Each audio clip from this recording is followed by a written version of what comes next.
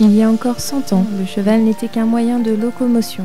On le considère désormais comme la plus noble conquête de l'homme. Et aujourd'hui, son utilisation va au-delà du simple loisir. Il devient un partenaire. C'est le cas de ce centre équestre. L'association Cheval-Vie aide depuis 2008 les personnes handicapées physiques et mentales en proposant de l'équitation adaptée pour les sortir de leur quotidien.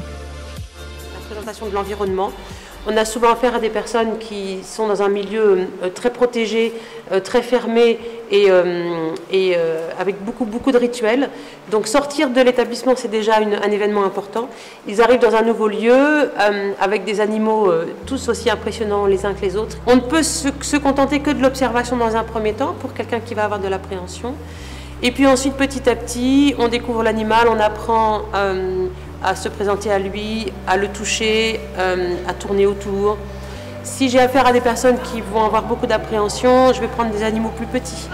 On ne va pas commencer d'emblée par un cheval d'1,70 m parce que ce sera très impressionnant. Thierry, souffrant du syndrome de Prader-Willi, malgré sa maladie, se sent un cavalier comme les autres. Grâce à l'équilève, chevaucher Spider-Man devient plus facile pour ce jeune homme à mobilité réduite. Juliette, Patrick, Christophe, Benjamin et Didier du centre Essart-l'Essor, eux aussi pratiquent l'équitation. Un moment très attendu et surtout encourageant dans l'évolution de leur handicap. On va distinguer l'équithérapie de l'équitation adaptée au handicap. L'équithérapie, comme son nom l'indique, on va parler de thérapie et elle est donc dispensée par des personnes issues du secteur médico-social. Alors on va voir les psychologues, les kinés, les ergothérapeutes, etc.